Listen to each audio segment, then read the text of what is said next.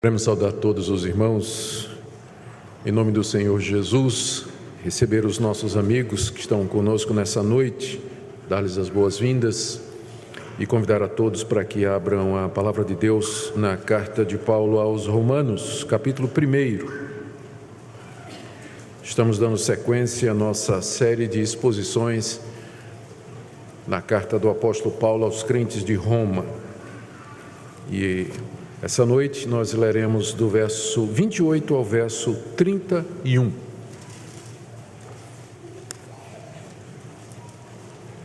Romanos capítulo 1, de 28 a 31.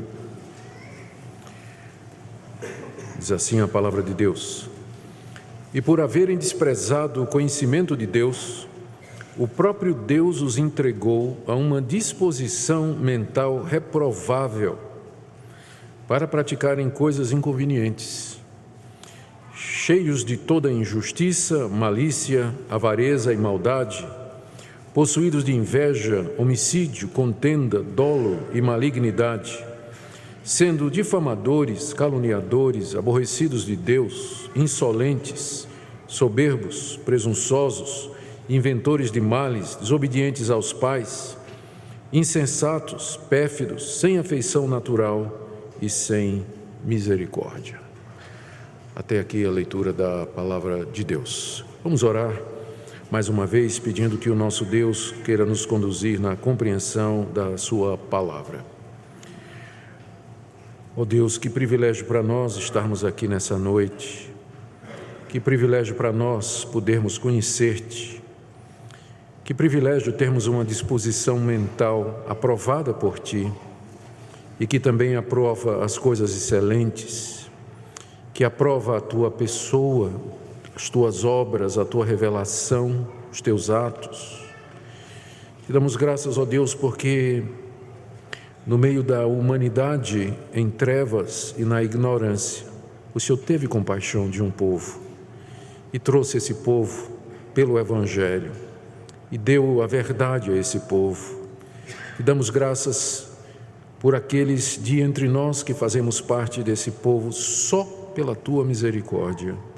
Pedimos que nessa noite a tua verdade brilhe no coração de todos que aqui se encontram e que a exposição da Sagrada Escritura seja usada pelo teu Espírito Santo na salvação dos que a ouvem e na edificação do teu povo. É o que pedimos em nome de Jesus. Amém. Queridos, nós temos aqui diante de nós, no verso 29 até o verso 31, uma descrição devastadora do estado real em que se encontra a humanidade diante de Deus. Aqui o apóstolo Paulo traz uma lista de 21 pecados que marcavam o mundo da sua época, o mundo grego-romano. O mundo da sua época estava debaixo do poder do Império Romano, mas a cultura era grega. E a combinação dessas duas culturas, com suas ideologias, filosofias e com suas religiões e sua idolatria, nos deu o que nós chamamos de paganismo, ou seja, uma cultura que se vangloriava no homem, no poder militar, nas suas filosofias e que era marcada por uma profunda corrupção de costumes, a mais abjeta imoralidade. Era o mundo em que vivia o apóstolo Paulo.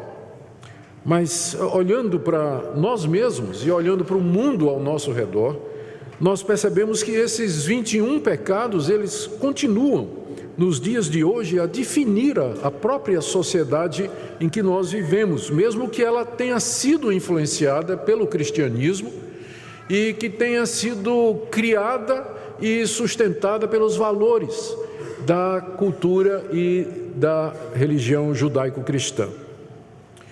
Esse tipo de avaliação que o apóstolo Paulo está fazendo aqui, de que as pessoas estão cheias, que foram entregues a uma disposição mental reprovável, que praticam coisas inconvenientes, que estão cheias de toda injustiça, etc., etc. Esse é o tipo de avaliação que você certamente não vai encontrar na mídia, e que você não vai encontrar nos fazedores de opinião, e que você não vai encontrar entre os artistas, que você não vai encontrar entre os políticos.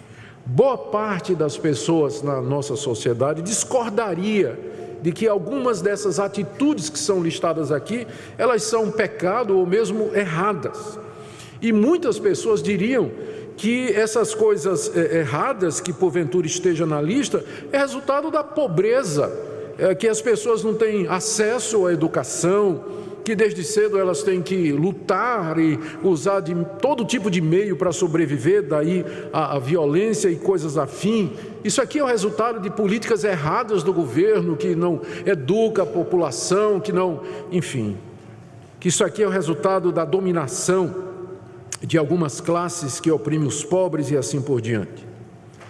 Mas, contudo, para o apóstolo Paulo, esse tipo de atitude que caracteriza a sociedade é o resultado das pessoas terem rejeitado a Deus. Terem rejeitado a Deus. Essa é a raiz dessa sociedade em que Paulo vivia, a raiz da situação da sociedade em que Paulo vivia, e continua sendo a causa para o que nós vemos ao nosso redor. É que o mundo virou as costas para Deus. As pessoas viraram as costas para a revelação que Deus fez de si mesmo.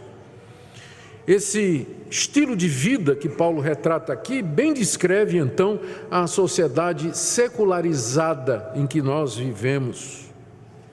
O alvo de Paulo, quando escreveu esse catálogo de pecados, foi mostrar a verdadeira situação do mundo pagão e por que é que ele precisava pregar o evangelho na Espanha, que estava dominada por essa mentalidade. Essa é a razão pela qual ele escreveu a carta aos Romanos. Ele queria angariar a simpatia dos crentes de Roma para anunciar o evangelho lá nas brenhas do mundo pagão, lá ao norte, onde Cristo ainda não havia sido anunciado, lá para as bandas da Espanha. Por isso que aqui no capítulo 1 ele demonstra, vimos isso desde o verso 18, a situação de condenação e miséria em que o mundo pagão se encontra, sem o conhecimento de Deus e preso e condenado pelos seus próprios pecados. O meu objetivo nessa noite, então, meus irmãos, é procurar entender isso que Paulo descreve aqui no verso 18, no verso 28, como sendo uma disposição mental reprovável. O que é isso? Qual é a origem disso? De onde ela procede? Quais são os seus efeitos? E de que maneira nós podemos combater essa disposição mental? Vamos começar então nos perguntando o que é que Paulo quer dizer com isso. Verso 28, Deus os entregou a uma disposição mental reprovável. Literalmente aqui o que nós encontramos é a expressão uma mente reprovada. Uma mente reprovada, ou seja, uma mentalidade condenada por Deus e que por si só aprova aquilo que Deus condena, a uma mente que gere ou produz maus pensamentos. Outra tradução possível seria uma mente corrompida. É isso aqui que Paulo está falando. E significa essa disposição mental reprovável, significa uma mente que perdeu a capacidade de discernir entre o certo e o errado. Por isso que ela é capaz de fazer aquela lista que vem embaixo, porque ela não acha essas coisas erradas ou ruins. Então, ela perdeu essa capacidade, por isso que ela é uma disposição mental reprovada por Deus. Ela não consegue mais fazer a diferença entre o certo e o errado. E mais, ela não somente não consegue perceber a diferença entre o certo e o errado, ela não consegue perceber as consequências de fazer as coisas erradas, porque há consequências quando nós fazemos esse tipo de coisa. Mas essa mente reprovada, ela não consegue ver muito além do que ela tem vontade de fazer. Ela quer experimentar aquilo, ela quer provar aquilo, e as consequências ela não leva em consideração. E por conta disso também, essa disposição mental reprovável é a atitude da pessoa que não consegue mais se indignar com o erro. É uma pessoa que consegue conviver com todo esse catálogo aqui de coisas e não sentir coisa nenhuma, uma espécie de sociopatia espiritual. Sociopata é alguém que não tem, é incapaz de ter sentimentos por outras pessoas ou sentir alguma coisa. E aqui é uma espécie de sociopatia espiritual. A pessoa, ela vê o erro, ela sabe que está errado, mas ela está indiferente. Se está certo ou se está errado, para ela não interessa.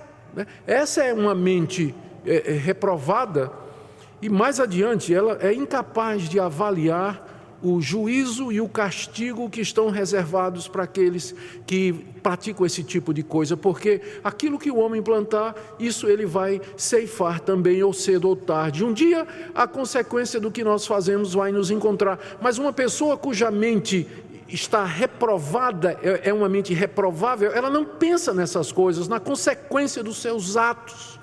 Primeiro, se está certo ou se está errado, ela não consegue mais ver a diferença entre um e o outro. Por isso ela se lança a fazer aquilo que ela tem vontade e ela não mede as consequências do que vem depois.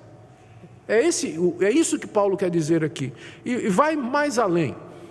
Nós vamos ver depois, quando chegarmos no verso 32, que essa mente, e não vai ser hoje, que essa mente, essa atitude, essa disposição mental reprovável, ela aprecia e ela tem prazer na coisa errada. Não somente ela não faz muita diferença entre uma coisa ou outra, mas quando ela pratica o que é errado, ela tem prazer em fazer essas coisas. E aí ela procura justificar por que faz tais coisas, como o marido que trai a mulher, acha isso natural porque deixou de gostar da mulher e agora acha essa mais atraente. Há um processo de justificação, né? Do tipo assim, não, eu roubei a empresa, ou eu sou desonesto nos meus negócios, porque se eu for pagar tudo quanto é de imposto, ou se eu for andar certinho, o meu negócio vai quebrar e por aí vai. Ele começa a justificar esse tipo de coisa.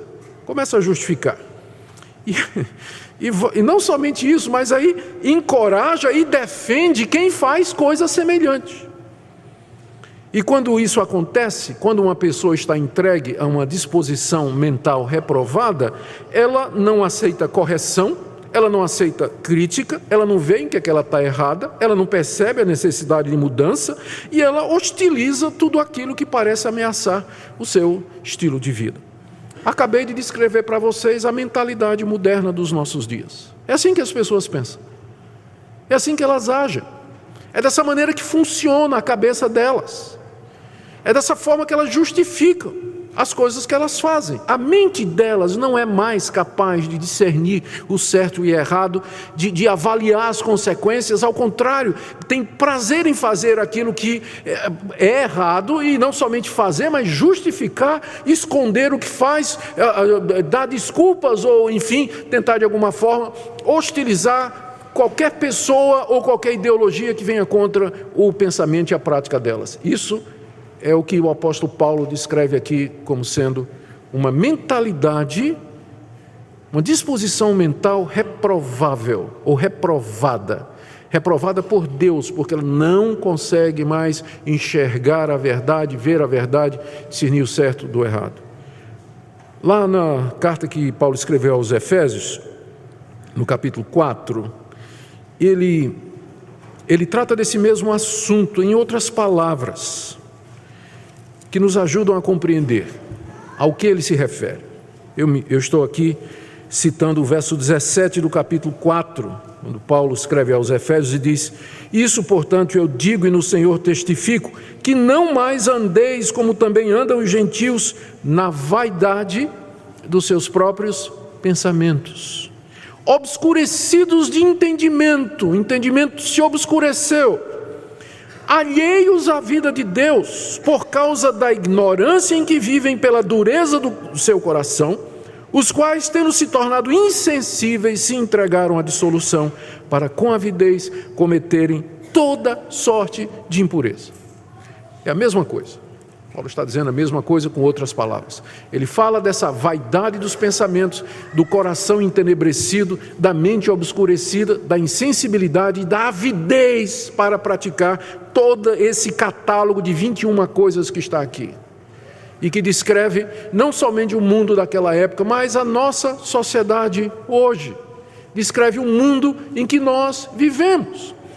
E vamos ser honestos, descreve o que nós somos. Descreve aquilo que nós somos no íntimo. É isso que nós somos diante de Deus. A nossa mente, ela não funciona mais com essa clareza. É claro que eu não estou me referindo aqui à questão da capacidade intelectual, porque o homem, quando eu falo homem, é genérico, homem e mulher, não é? Nós somos capazes de aprender, de estudar, de pesquisar, de aumentar o nosso conhecimento, dar contribuições para a ciência. Não é esse tipo de mentalidade ou de mente que nós estamos nos referindo aqui, mas essa capacidade moral, espiritual, de discernir aquilo que diante de Deus é certo ou errado e fazer as escolhas corretas, fugir do erro, lamentar o erro, odiar o erro e não justificar os seus atos. Então é desse tipo de coisa que nós estamos falando aqui. Agora, de onde vem isso? Porque certamente Deus não nos criou dessa forma. A palavra de Deus nos diz que fomos feitos à sua imagem e à sua semelhança. Mas o que aconteceu que nós chegamos nesse estado que é descrito aqui? Paulo aqui menciona duas causas para essa condição mental. A primeira delas, ainda no verso 28, é o desprezo por Deus. Veja o que diz o verso 28 que nós lemos. E por haverem desprezado o conhecimento de Deus, o próprio Deus os entregou a uma disposição mental reprovável. Então a primeira causa aqui que Paulo aponta para essa mentalidade que domina a raça humana é que o desprezo do conhecimento de Deus. E o que isso significa? Nós já vimos desde o capítulo 18 que Deus se revelou à humanidade. Deus não ficou desconhecido, incógnito, anônimo, mas ele se deu a conhecer à humanidade. No capítulo 1, no verso 18, diz que a ira de Deus se revela do céu. Então Deus do céu revelou que ele existe e que ele está irado com a desobediência do homem. Essa é uma consciência que está no coração de cada pessoa que vem a esse mundo. Mesmo a pessoa mais bruta que possa existir, ignorante, pagã e bárbara que possa existir, ela tem esse conhecimento na sua consciência de que há um Deus e que esse Deus está irado pelos seus maus feitos. E não só isso, não satisfeito em se revelar na consciência do homem, Deus se revela pela criação, como diz o verso 20, que os atributos invisíveis de Deus, o seu poder, a sua divindade, claramente se reconhecem desde o princípio do mundo, sendo percebidos por meio das coisas que foram criadas. Os céus proclamam a glória de Deus, o firmamento anuncia a obra das suas mãos, toda a criação fala de Deus, nós estamos cercados da glória de Deus por dentro e por fora, Ele está em todo lugar, está ao nosso redor. Por isso que Paulo diz aqui no final do verso 20, os homens são indesculpáveis. Não tem ninguém que no dia do juízo vai poder dizer assim, eu não sabia que havia um Deus e que esse Deus era santo e que esse Deus tinha o certo e tinha o errado. Não há ninguém que possa apresentar uma defesa diante de Deus no dia do juízo, porque Deus manifestou-se na consciência e na criação, de forma que todas as pessoas são responsáveis diante de Deus por esse conhecimento. Mas o que os homens fizeram com essa revelação de Deus, com esse conhecimento de Deus? Voltando para o verso 28, o apóstolo Paulo diz, eles desprezaram essa revelação de Deus. E esse desprezo é universal. É universal. É cometido por todos. Desprezar aqui significa não aprovar, literalmente na língua grega. Não aprovaram ter Deus no seu conhecimento. Está escrito assim, literalmente. Não aprovaram Deus. Do tipo assim, eles olharam, examinaram e disseram,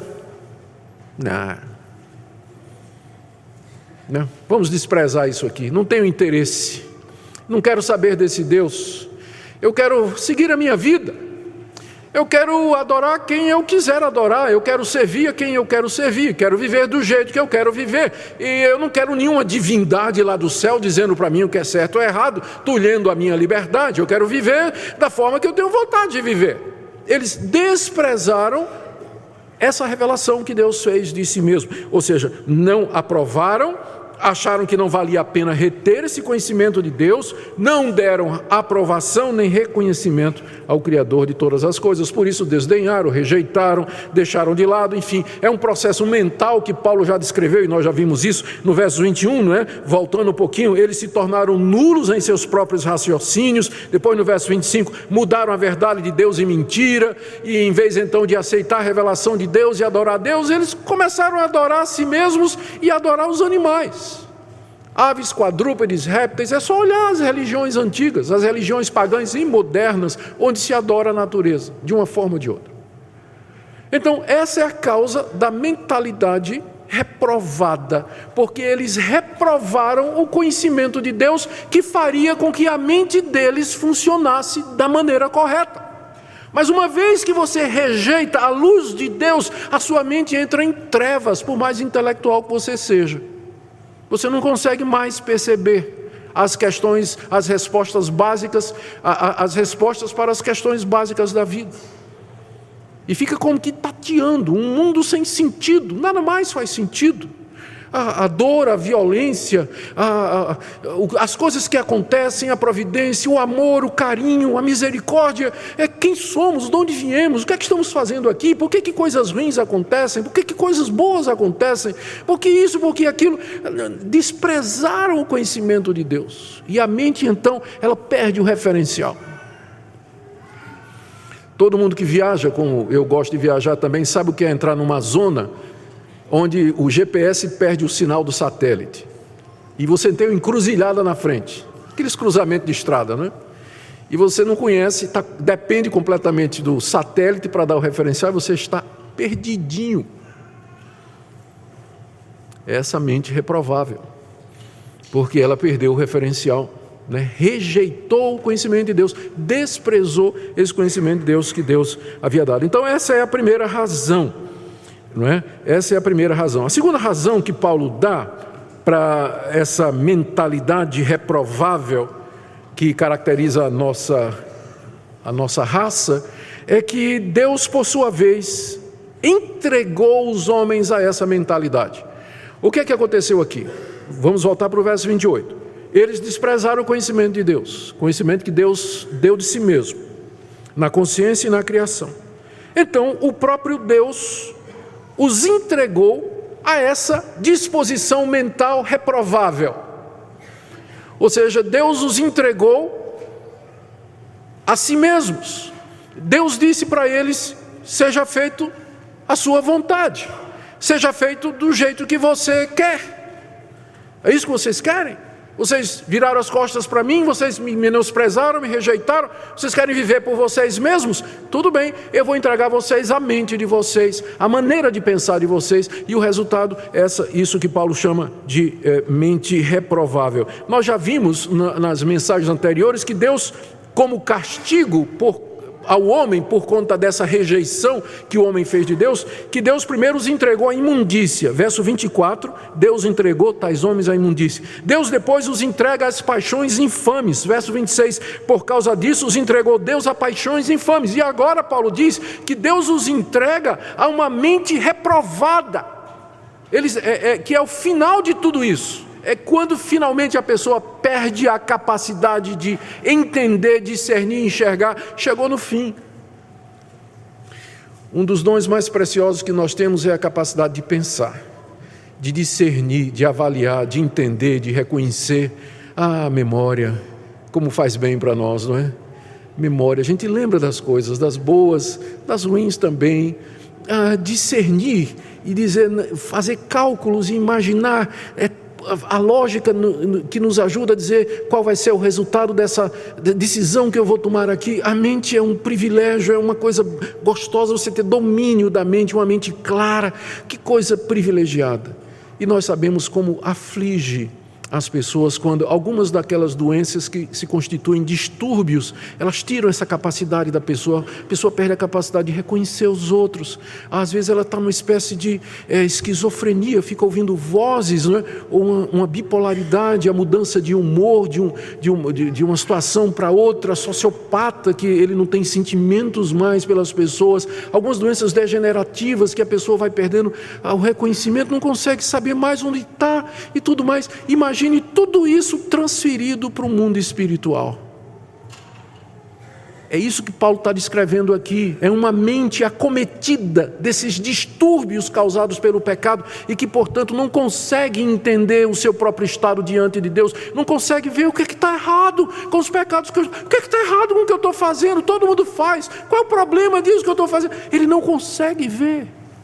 Deus o entregou a uma disposição mental reprovável e ele nem consegue ver isso, que esse é o estado em que ele se encontra. Veja que essa entrega de Deus é uma entrega punitiva. O castigo do pecado é pecado. Eu estava lendo um comentário que o pastor disse que alguém chegou para ele e disse assim: pastor, a AIDS é o pecado da homossexualidade? Ele disse: não, o pecado da homossexualidade é a homossexualidade mesmo. É isso mesmo, a AIDS é uma doença como qualquer outra, câncer, vem, não é? Mas o castigo do pecado é mais pecado, e o castigo para reprovar a Deus é uma mente reprovada. É interessante porque há um trocadilho aqui no original que não aparece na nossa tradução. No verso 28, né? E por haverem reprovado o conhecimento de Deus, Deus os entregou a uma mente reprovada. Há um trocadilho original, intencional aqui no original. Ou seja, Deus está dando o castigo na proporção justa. Vocês me reprovaram, então eu vou entregar vocês a uma mente reprovada. Há uma mentalidade reprovada.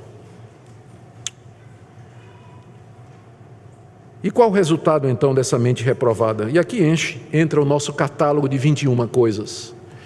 Essas 21 atitudes que Paulo lista aqui, elas são o resultado dessa mente reprovada, dessa disposição mental reprovável, a qual Deus entregou à humanidade por conta da reprovação que a humanidade fez do conhecimento de Deus.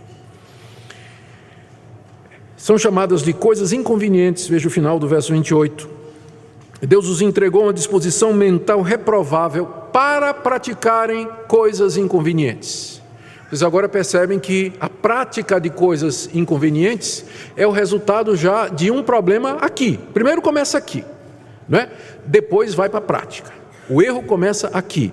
A pessoa primeiro se justifica, faz aqui na cabeça, cobiça a mulher do próximo aqui, cobiça os bens do próximo aqui, trama planos aqui, inveja aqui, e depois é que ele vai para a prática, mas tudo começa na disposição mental reprovável. Então, uma vez que eles estão entregues a essa mente reprovável, o passo seguinte é que a vida, a atitude, a maneira de ser é imediatamente afetada. E uma vez que você perdeu o norte ético do certo e do errado, o passo seguinte é você romper as barreiras na prática. Você então agora está liberado, sua mente liberou, você se sente livre então agora para fazer todas essas coisas que você tem vontade. E aí vem esse catálogo aqui de coisas que Paulo diz que são erradas, impróprias diante de Deus e dos homens, menos para essas pessoas que consideram essas coisas como naturais e normais. São 21 atitudes, algumas observações sobre essa lista. A primeira delas, é claro, essa lista ela não é exaustiva. Paulo está apenas dando uma amostra do que é que acontece numa sociedade ou com indivíduos que rejeitaram a Deus e viraram as costas para Deus e que então estão dispostos a seguir o seu próprio caminho. O resultado, na prática, é esse aqui. Então, essa lista ela não é completa, tem mais coisas. Há muitas listas de pecados, vamos chamar assim, no Novo Testamento e no Antigo, onde tem outras coisas que complementam essas aqui. Aqui mesmo nessa própria lista, o apóstolo Paulo não inclui a homossexualidade, porque ele já tratou nos versos 27 e 28, que foi objeto da última mensagem que eu preguei aqui na carta aos Romanos, não é? Ele já tratou desse tipo de comportamento, e agora por isso não entra nessa lista, mas ele já falou disso aqui. A segunda observação é que quando a gente dá uma olhadinha nessa lista, a gente percebe que ela não é somente uma lista de pecados sexuais, não é? Como se pensaria, mas na verdade representa a quebra de todos os mandamentos de Deus. Eu não sei se Paulo fez de propósito, mas a gente pode traçar praticamente cada um desses pecados mencionados aqui a um dos mandamentos de Deus. Os 4 primeiros mandamentos de Deus, estou falando aqui dos 10 mandamentos, os 4 primeiros têm a ver com Deus. Não terás outros deuses diante de mim, não tomarás o nome de Deus em vão, não farás para ti imagem de escultura, lembra do dia de descanso para o guardar e tudo mais. E você vê Paulo aqui mencionando, aborrecidos de Deus, insolentes, soberbos, presunçosos e insensatos. É tudo pecado contra Deus, é afronta a Deus. O homem arrogante, o homem insolente, o homem soberbo e literalmente aborrecido de Deus, ele não quer saber de Deus, ele tem aborrecimento de Deus, quebrou todos os 4 mandamentos, primeiros mandamentos da primeira tábua. E aí em seguida vem os outros mandamentos que tem a ver com o próximo. O 5º mandamento diz: honra teu pai e tua mãe. E o que é que a gente encontra aqui na lista? Eles são desobedientes aos pais. Começa cedo isso, começa com os nossos filhos, começa quando são crianças mesmo.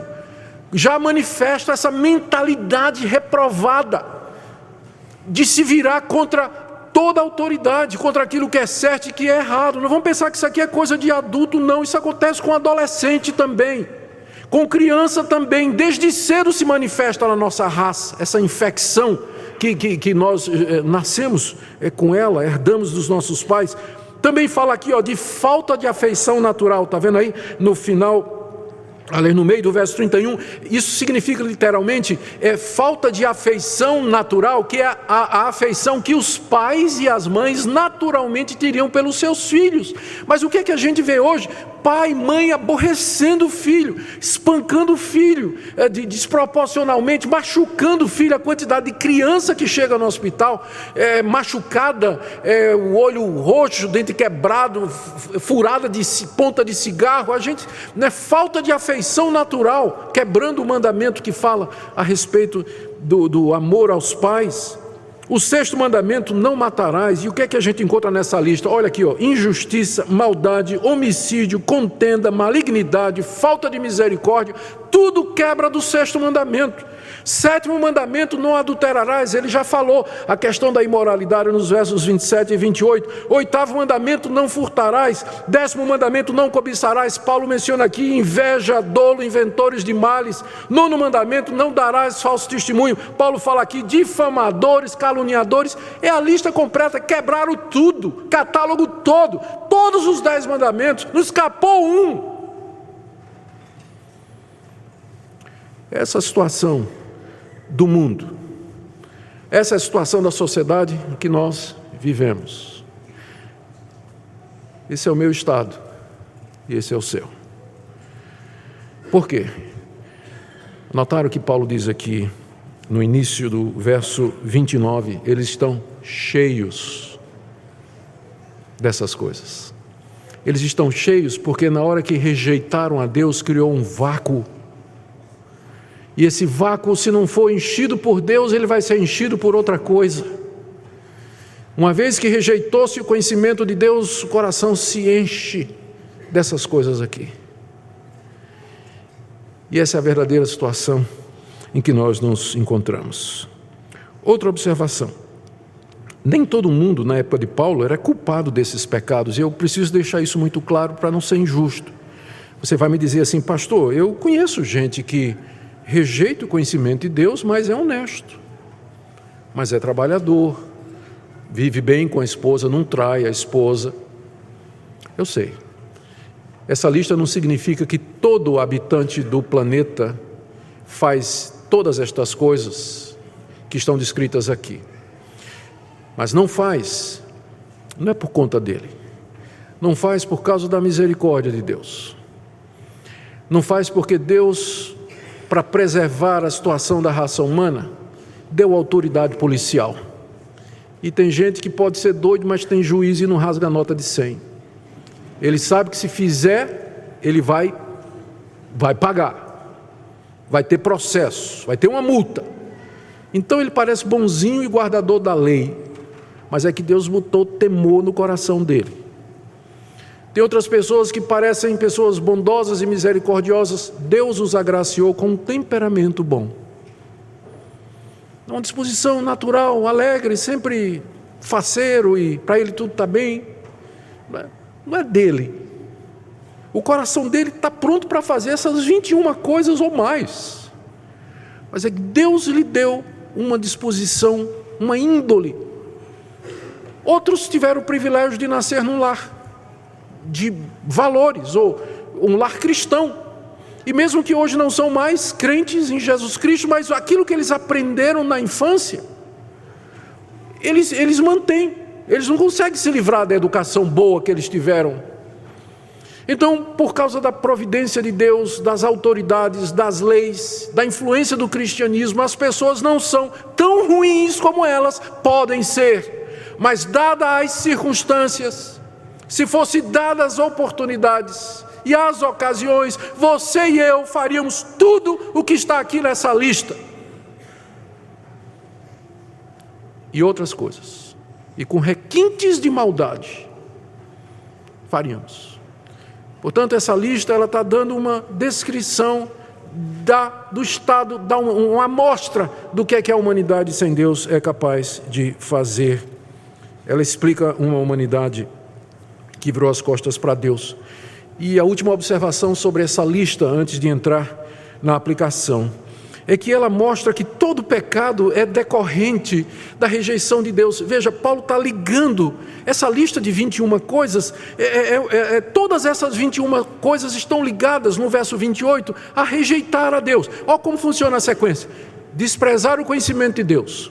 Deus os entregou então a uma atitude mental reprovável. Aí eles fizeram um monte de coisas inconvenientes. Por exemplo, são desobedientes aos pais.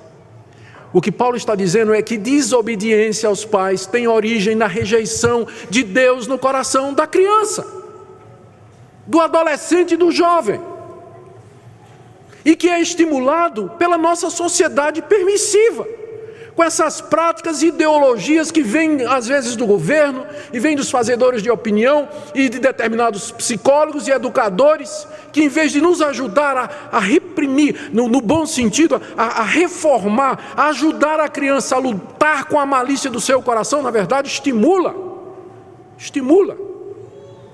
Mas pelo que temos aqui, desobediência aos pais é um problema espiritual, nasce pela rejeição da revelação de Deus já no coração da criança. Toda essa lista aqui está ligada, cada um desses pecados está ligado à rejeição de Deus.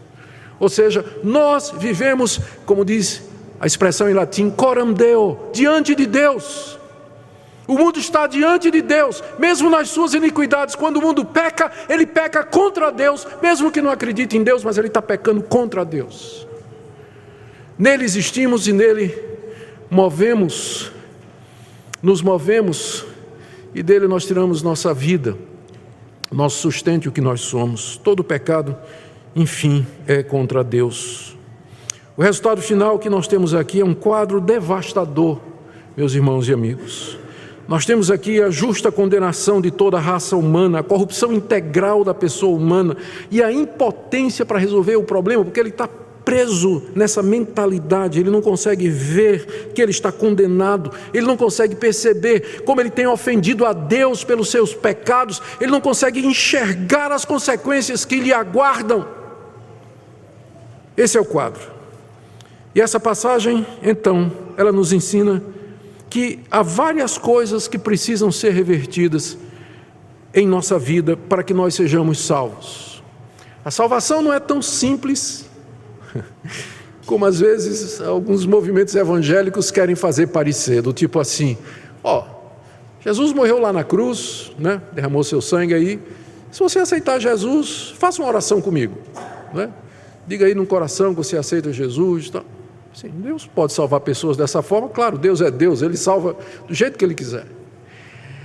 Mas o que está envolvido na salvação de um pecador, olha o que é que está envolvido pelo que nós lemos aqui. Primeiro, a ira de Deus está sobre nós por causa da nossa impiedade e da nossa perversão, porque nós rejeitamos o conhecimento dele. Então a ira dele está sobre nós. Romanos capítulo 1, verso 18. A ira de Deus se revela do céu.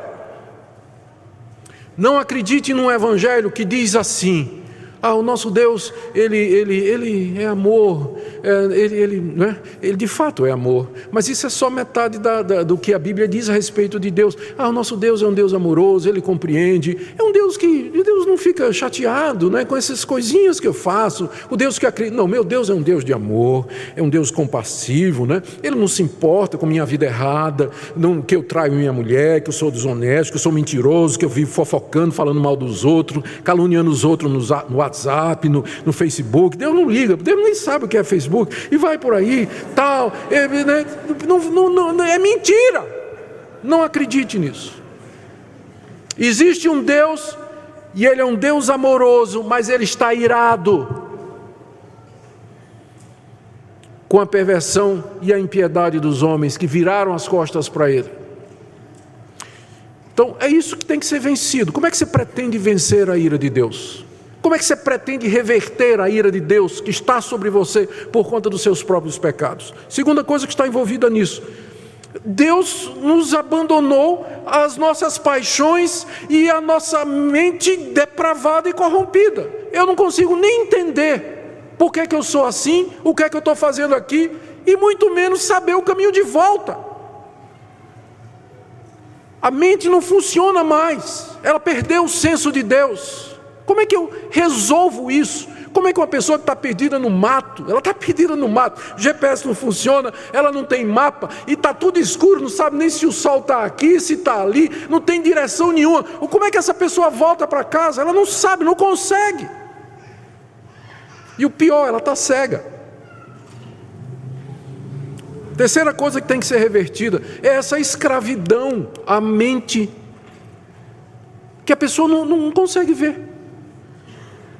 Nós chegamos e dizemos: você está perdido pelos seus pecados, você está ofendendo a Deus. A pessoa diz: eu não estou conseguindo ver isso. Isso é o que você está dizendo. Eu não me sinto assim. Eu não vejo dessa forma, eu tenho minha própria opinião. Não, mas está errado, isso é óbvio que isso aqui está errado. Se você fizer isso aqui, vai ter essas consequências. Não, isso é conversa. Eu sei de gente que fez pior e não aconteceu nada. Entende? Ela está presa. Ela não consegue sair. Como é que você acha que isso pode ser revertido?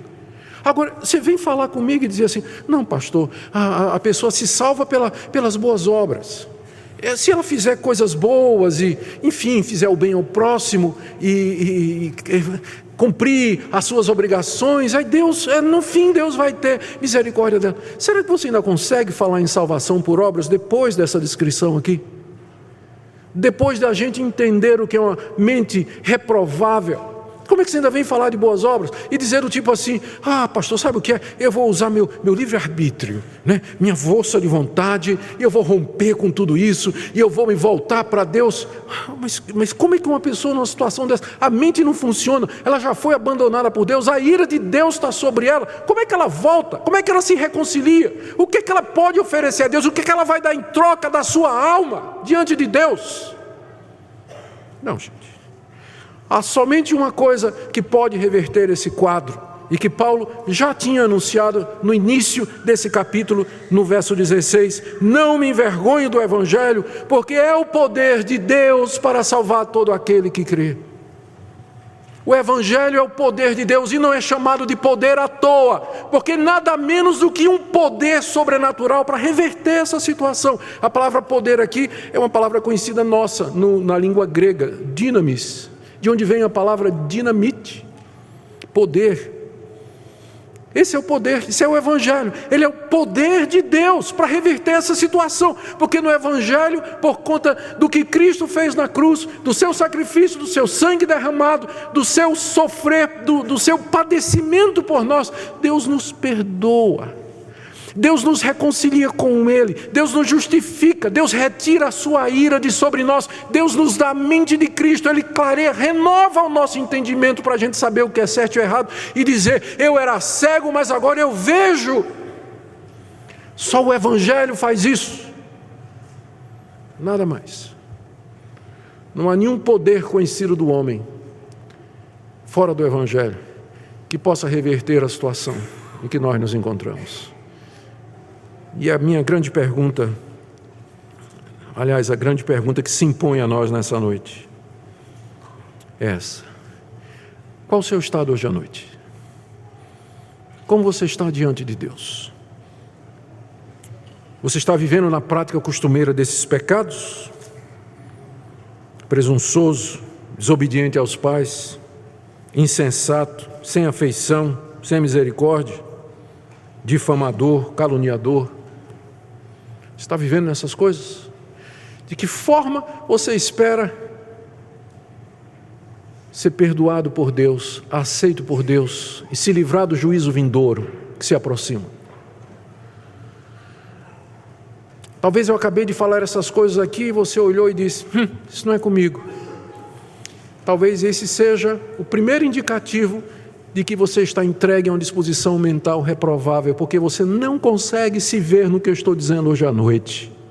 Porque eu não estou falando de mim, eu estou lendo a palavra de Deus, estou explicando a você a palavra de Deus. E se você nessa noite ouviu o que foi dito e você disse, isso não tem nada comigo, eu não sou assim não, isso aí é conversa e tudo mais, talvez já seja a primeira indicação de que você está entregue a essa mentalidade reprovada que não consegue mais entender nada.